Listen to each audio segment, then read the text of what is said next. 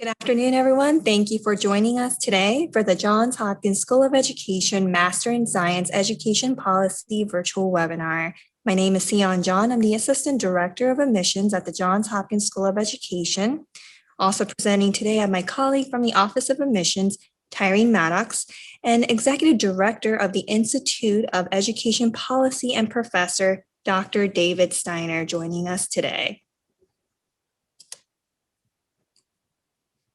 And before we get started, I would like to cover a few housekeeping topics. First, today's webinar is being recorded. We will be able to share a link with you after the event is complete. Please take a second to see if your mic is on mute right now. Please have your mic on mute and video off at all times during the presentation. There will be a Q&A session at the end of the presentation. Please type your question in the chat box and we will read and answer your questions. At this time, I'll hand it over to my colleague, Tyreen. Thank you so much, Sion. Good afternoon. I would like to share the agenda for today's virtual webinar. We will kick off the presentation, sharing an overview of the Johns Hopkins School of Education. Then Dr. Steiner will go over the details of the Education Policy Program. Lastly, I'll wrap it up with admissions requirements and leave the floor open for questions at the end. Again, please keep in mind to type your questions in the chat box at the end of the presentation. So just to start, some quick facts about Johns Hopkins University School of Education. As you can see here, we are one of 9 schools at the Johns Hopkins University. We actually began offering college courses for teachers in 1909 and then became our own school in 2007. We are proud to share that the Johns Hopkins School of Education is consistently ranked one of the top schools in education by the U.S. News and World Report. For school enrollment, we have approximately 2,465 students and offer more than 30 graduate programs, which include doctoral, master's, and graduate certificate programs. We also have a strong network of over 22,000 School of Education alums. Our faculty introduction speaker today is Dr. Steiner, who is the Executive Director of the Johns Hopkins Institute for Education Policy and Professor of Education at Johns Hopkins School of Education. In 2020, he finished serving as a member of the Maryland State Board of Education and the Maryland Commission for Innovation and Excellence in Education. He currently serves on the board of Core Knowledge Foundation and Relay Graduate School of Education. Most recently, Dr. Steiner was appointed to the Practitioner Council at the Hoover Institute, Stanford University. He previously served on the board of Urban Teachers. He also served as Commissioner of Education of New York State, as the Clara and Larry Silverstein Dean at the Hunter College School of Education, and as Director of Education at the National Endowment for the Arts. Dr. Steiner, the floor is yours. Thank you so much, Tyreen. Let's go to the next slide. So good afternoon, everybody. Delighted to be with you and look forward to responding to your questions. First, I suppose the way to begin is to ask why we have this new program, why I've designed it with my colleagues. And really, the simple answer to that question is that I wish it had existed when I was serving in my roles at the federal government and state government. We were looking for people who had the skills that this program is designed to provide. Education policy has changed dramatically over the last 10, 15 years. For the many, many decades before that, the role of state and even city policymakers was essentially regulatory, make sure that the boxes were ticked. Now, all that has changed. There are enormous pressures on policymakers to create better results, especially for underprivileged children. There are tools at their disposal. There is even, thanks to the recent stimulus package, funding to be used. There is an enormous sense of urgency around the country. Issues of race and equity have made these questions more urgent than ever, not that they started recently, but more attention has been paid to them recently.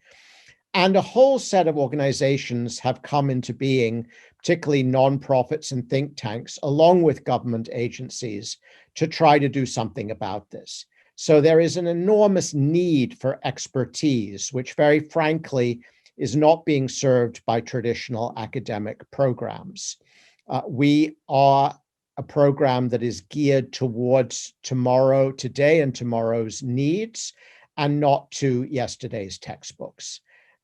Next slide. The demand that we're talking about here is really multiple. It's not for one set of skills. It is for a whole panoply of skills and knowledge.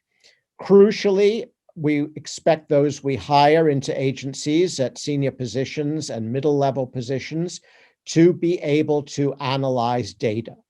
That is crucial. Statistical data from research, from interventions, that is fundamental.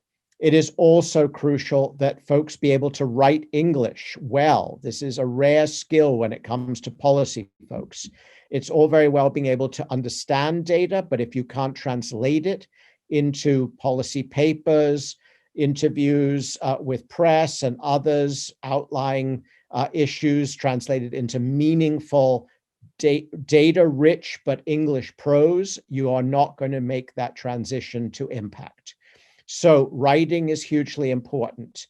The ability to read regulatory and statutory language sounds boring, but if you don't know how to do it, you can't impact what's happening in DC and its state capitals. The questions of what the research is really saying, understanding what we know, what we don't know, being able to say to a mayor, to a commissioner, to a superintendent, to a think tank director, I've got this. I understand the research. I'm going to turn it into a meaningful paper for you. It'll be on your desk next Monday. That is crucial today to the kinds of skills that we need. It involves everything from looking at primary research to meta studies, to understanding what's happening in the field, in schools, all the way to the very latest thinking happening at universities and indeed other countries' educational systems across the globe. Next slide. So our program is not a traditional program. It really is focused on giving you work-ready skills. And by work-ready, we mean positions of respect and impact at the various levels that I've talked about. So for example, when I was commissioner, we hired folks to help us implement the Race to the Top program, the $700 million reform package that we got from the feds. Those are the kind of skills we needed. It was very hard to find people with those skills. We want you, if you are interested in being a professional in the world of K-12 education policy. Now, I want to make it clear that we also welcome you if you are interested in staying on to do a doctorate. We have a very, very strong EDD program online, just as this program will be online. It is a possible program to take if you're interested in doing research in education policy, but it will be applied research. The focus here is on real-world application. We've designed the whole program accordingly. We've kept it as short as we can for a really world-class serious master's program, 33 credits if you have the statistics background, 36 if you don't. Online format, a week in DC, which probably this year will have to be online. That's the 9th to the 13th of August. I'll repeat that later. That's intensive launch experience with experts from DC contributing every day, morning and afternoon seminars. So you're going to hear it right from people who are on the front line for that week as part of an intensive foundations course. And if you are working part-time, or if you happen to be a person who doesn't sleep a lot, you can get this thing done in a year, or you can decide to take it at a more leisurely pace. We will, of course, repeat all of the courses, and you can take this program and get a master's after 2 years. That's entirely up to you, your lifestyle, your professional needs, and your capacity for doing the work. Our faculty is not conventional either. I will be teaching in the program. Our deputy director will be teaching in the program. We will have folks who've served as chief of staff to the Secretary of Education, people who are working to advise governors. These are folks who do not have the traditional academic background. We will have outstanding academics as well when it comes to content like statistics, but again, people who are understanding of the mission. That is, they will be teaching you to apply the knowledge, not simply to learn it for its own sake. Next slide. We've designed this course so that you will be taking 2 courses in the first summer, 3 in the fall, spring, and second summer semesters. But that's a heavy load, understandably, if you're working, especially if you're working full-time. You can do 1 or 2 courses, and as I said earlier, finish this in 2 years. It's all online with the exception of this 1-week DC experience. But as I said before, given COVID, we will probably hold that week online as well this year. And we've already decided that if there are any personal reasons for you not to be in DC, we will respect that. But my guess is that we will probably have this completely online. So an online master's program, 1 year or 2 years, that is the structure. Next slide. So this is a bit of a deep dive into the actual master's degree coursework. You can see the splits across the different semesters. We will ask you to do an intro to stats course if you don't have a B in a course within the last 5 years. We have found, and I include myself in this, that if you did stats a long time ago, or if you struggled with it, it's really important that before we give you intermediate statistics, you take a refresher, you take that intro. You can talk to me or email me about that later if it's an uncertainty for you. The crucial point here is that those with the basic statistics skills are massively more employable than those without them. We know that some of you may be math phobic. You may not have had a good experience with statistics before. We have designed the course so that we are really being careful to bring you up to speed in a really thoughtful way. That second course in the summer is the Introduction to Ed Policy that encompasses the Washington Week. You'll do some readings before the Washington Week in preparation for it, and then it will be that intensive multiple hours per day. So if you do gain admission to the program and join us, you'll want to keep that August 9th to 13th clear of holidays so that you can really devote yourself to that week of learning. Then in the fall, federal education policy, let's start in DC. Diversity, huge attention rightly and finally to these issues. And the intermediate stats course, let's get this out of the way. And if you need extra help, let's make sure we get it to you early in the sequence. In the spring, we moved from the feds to the state and local education policy and outside of the United States to a consideration of what we can learn from international education policy. Then a course on education finance. Again, this is not in every master's course. And the crucial point here is if you understand education finance, especially at the district level, you have an enormous advantage in terms of hireability and employability. Outside the schoolhouse door is what it sounds like. It is a deep consideration of all the impacts that come from life experience, social economic background, gender, race, family structure, all the things that impacts the readiness to learn of our students here and abroad. A crucial course, Understanding Education Research. This is not the same as statistics. Obviously, we build on your knowledge of stats, but here it's really digging in and understanding how to take research seriously, when not to, what's the difference, making yourself a critical consumer of research. The capstone project, which I will teach, is an opportunity for you to do some writing relevant to your professional situation. If you are not working in the sector, then of course we'll find a really interesting topic for you in education policy. The final 3 credits is completely optional. Some of you may want our assistance to help place you in some kind of internship, and we will do that. We will use our various Rolodexes, we'll roll up our sleeves, and we will use our networks to help find you a really interesting placement. So that is the sequence. And as you can see, there's no fat on the bone. This is, every one of these courses is crucial, relevant to the real world. And we believe that at the end of this, if you graduate successfully, you will have an enormously strong credential. We are working on a digital diploma that will have everything that the regular Hopkins master's degree diploma has, and then some.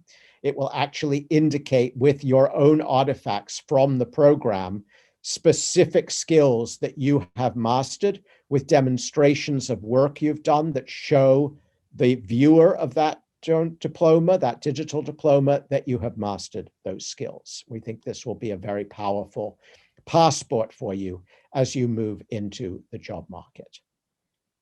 Next slide. So what are you going to learn? That's a long list, and I'm not going to read it all. I'm going to leave that to you to look at, but each of these bullets is really derived from our real world experience.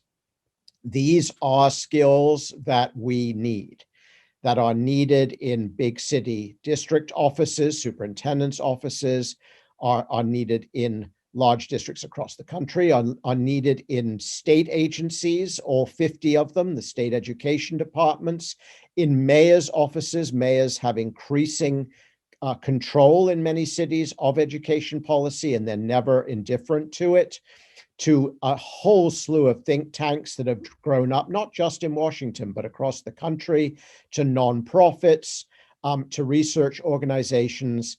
So this is a very powerful set of skills, and we will teach each and every one of them to you by the time you graduate from the program. Some of it is numerical, some of it is qualitative, some of it is analytic, but it is, again, drawn from the need to know and the need to be able to do. Okay, next slide. I've spoken to you about this. There are the dates of the Washington residency, probably online this summer. Again, for those of you who will join us, please make a note of those dates. That's the only time in the program where we really do need your attendance, as it were, whether it's virtual or not.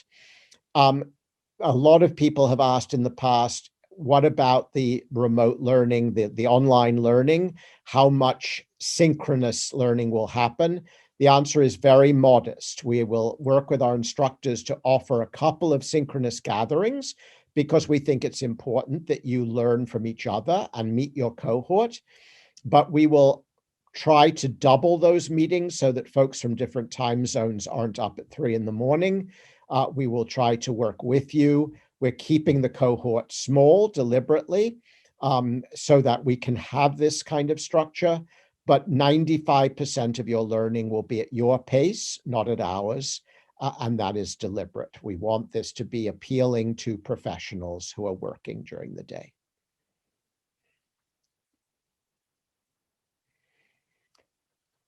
So why this program? There are other master's programs out there.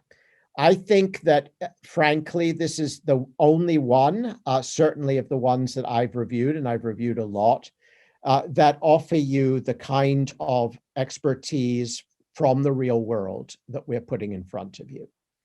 I think, in all honesty, while academic training is really important, and we have that academic training, I was a professor teaching and researching for many years before I went into education policy. Then it came back out of education policy, and have done both throughout my career. That's not unusual for those who are involved in teaching in this program. But we are real world experienced. We also have designed this, as I say, online, and we did that long before COVID, because we think this is a better way to go for what we intend.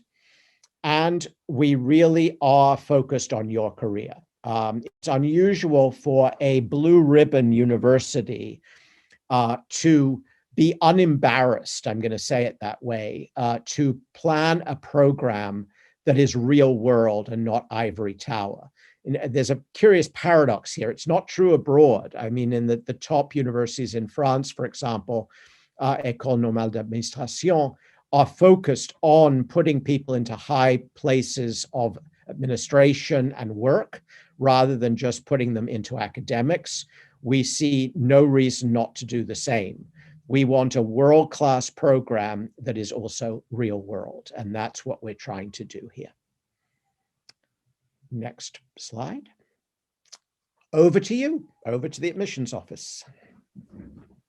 Thank you, Dr. Steiner, for the wonderful presentation on the Ed Policy Program. So now we're going to continue by going over the application requirements. First, 3.0 or better cumulative undergraduate grade point average. Applicants must submit a completed application, which can be found on our website. The application fee is $80. Official transcripts from all post-secondary institutions attended. We need all official transcripts, including institutions you may have taken courses but did not receive a degree. An essay and a current resume, 3 letters of recommendation, and finally, the jury is not required for this program. And please note the application deadline for the Ed Policy Program is Friday, March 26.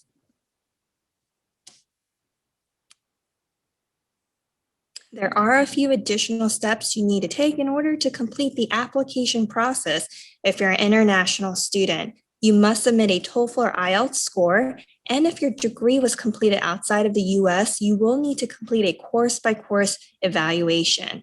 Additional information can be found on our website. The current tuition for the MS in Education Policy at the School of Education is $1,300 per credit.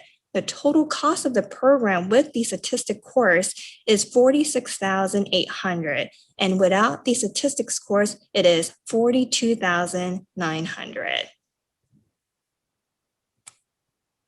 And if you're interested in applying for financial aid, we strongly encourage you to apply for financial aid when you start your application. We do offer a limited number of partial need-based scholarships for fall and spring semesters, and the application deadline is April 1st. Please visit our website for any questions relating to financial aid. Thank you for attending the Ed Policy virtual webinar. At this time, we would like to open up the floor for questions.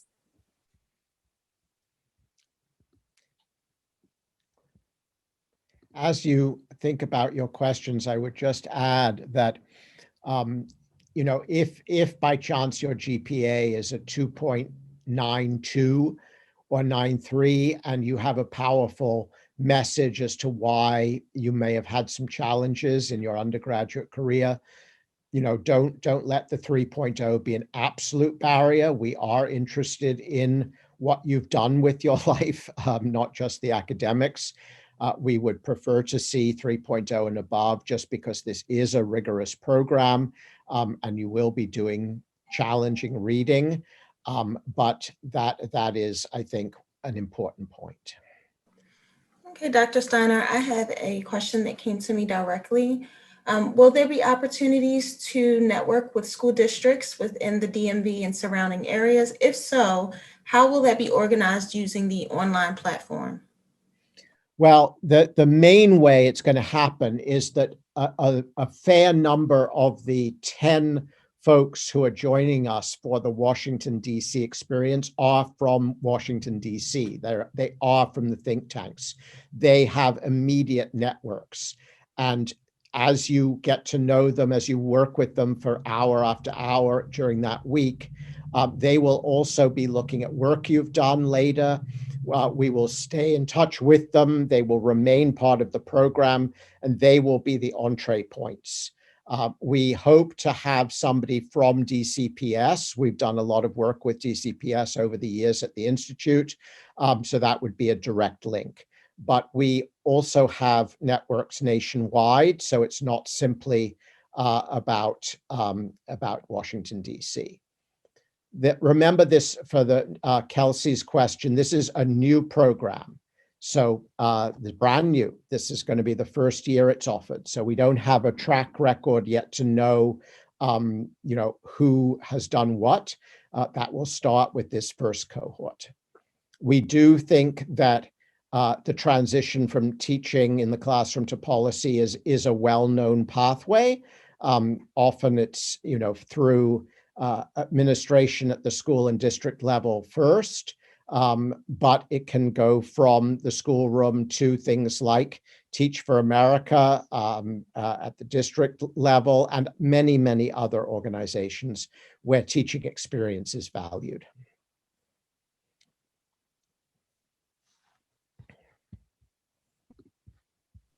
Thank you, Dr. Steiner. We just had a question in regards to the recording. The student is wondering if the recording will be sent to the participants after this webinar. Absolutely. We will be sending the recorded video within 1 week after this event. I should put my email in the chat. That way, if you have a question, you can email me. Whoops, that was to one person. I wanted to do it to everybody. Let's see. Dominique, maybe you'd figure that out, how to put my email and yours into the universal. Okay, Dr. Steiner, so we have another question. Are there any recommended pre-reading material, specific education policy literature or related news research that I can access to prepare? Yeah, that's a great question. I mean, we will be getting you readings well before the summer program starts. So please relax about that. If you put me on the spot and say, is there a single text that's the best introduction to sort of where we are in American public education, it's Tyack and Cuban, Larry Cuban, David Tyack, and it's a short book called Tinkering Towards Utopia. Tinkering Towards Utopia. It's an amazingly concise summary of the sort of history of American education policy. And Tyack and Cuban, who were both at Stanford University, wrote it together. Tyack is a historian, and it's just first rate. So if you want to get your teeth into something, it's a good read. Tinkering Towards Utopia would be a single recommendation. Any other questions? Yep, there appears to be another one. What does the ideal candidate look like for this program, as I am a recent bachelor's graduate with little experience in education policy or the classroom? Well, we don't have an ideal person. We have many ideals. The first thing we look for somebody who isn't currently in education is what's the rationale, right? What because we want you to come into a program with your eyes wide open. So why this program? What does it make sense of? What in your experience has led you to think about it? And that's where the personal essay is very important. If you are a teacher, what exactly motivates you to move from the classroom into policy? What are you hoping to achieve with the master's? Where do you hope to go? Why does it make sense for you, having spent time in the classroom? For those of you in public policy that may not be in education, why the shift to education? What motivates the shift? What is it about education policy that is attractive to you? All of this is on your behalf more than ours. Many of you will meet our academic standards. When we pick students, then we really do want to know that you're serious about the commitment. Doesn't matter if it's 1 year or two. We're absolutely positive about either one. We're not selecting based on one or the other. So we're positively have an equal view there. But we do want to make sure that this isn't just a sort of, oh, I'm not sure what I want to do next, so why not, right? That there's too much work, too much intense work for that to be a good way forward. It's the personal statement question. It is a statement of purpose. That is, it's your personal statement as to why this degree now is the best way I could put it. It's not, about some set of private experiences. It's really, unless they are germane, relevant, to the decision to apply for this program.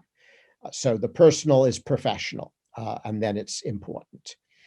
In terms of hours to study, frankly, this comes up in each of the presentations I've done.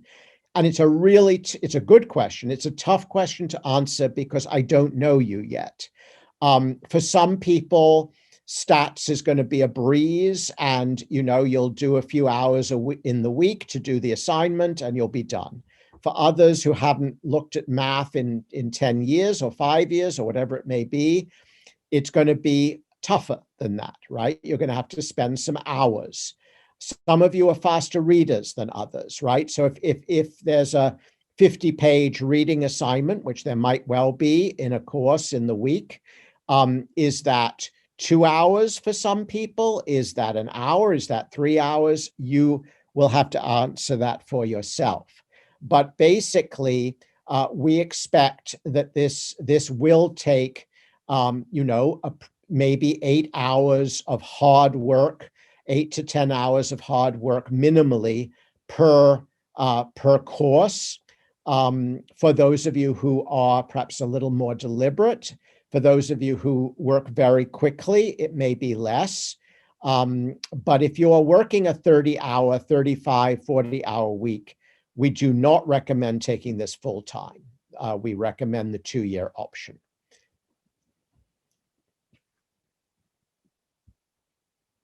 So there is a course dedicated to international education policy, as I pointed out when we went through. We have a lot of expertise. My colleague Ashley Berner's book was on international education. I was trained in Europe, in England and in Europe on education. And so we are going to bring in those perspectives all the time as we teach the course. But most importantly, there's an entire course devoted to international education policy. I want to be very straightforward with everybody. The focus of this master's program is on American education policy. That's its primary focus. We look to international education for examples, both positive and negative, of comparisons, of insights, of different policies. So for example, we look a lot at the PISA research from Andre Schleicher and what we can learn from that research about international best practices, and other sources, teacher training in South Korea and elsewhere, curriculum work in Europe. So there will be multiple references and a full course. Thank you, Dr. Steiner. There's one question that I see that was it's in the chat box. I was wondering about the upcoming application deadline. Is that for all materials? I'm wondering in particular whether materials such as official transcripts and letters of recommendation will be considered if they arrive after the deadline. So the online application is due on March 26th, and then your supporting materials such as letters of recommendation, official transcripts are due April 15, 2021. Thank you for that information. So April 15th for all the materials, but the initial application has to be in March 26th. Yes. Great. Dr. Steiner, I just received a question privately. Do I need to have a background in education in order to apply for this program? No, as I said earlier, what you do need is a compelling rationale, right? So if you don't have a background in education, then we need to know why you're interested in this program. So that's the answer to that question. In terms of bachelor's next spring, that is a year from this spring. I'm not sure when that deadline is for 2022. Maybe admissions can answer that, but that's a long time away. I wouldn't worry about it yet. Yes, we currently do not have the application deadline for 2022, but as soon as we have that, we will post it on the school's website. There was another question in the chat. Do you require a personal statement or statement of purpose? Yes, we do. that was covered when you went through the admissions requirements. We do want a personal statement. Absolutely. That's really important. Okay, well, in that case, I thank you very much for spending your time with us. I do hope that you apply. We think that this is going to be a really exciting program. We've spent a long time designing it to the point where we think it's really tight and relevant, and we are excited to teach it. So please do be in touch, and hope to see you in a few months. Thank you, everyone, for your interest in the Johns Hopkins School of Education. And also on this slide, here are some important contact information: Ms. Tyrene Maddox and Ms. Dominique Duro. Thanks. We'll leave that up for a Look moment. forward to hearing from everyone. Thank you so much. Have a great evening, everyone. And thank you, Dr. Steiner, for your time. My pleasure. Thanks, everyone, and be safe. Take care now.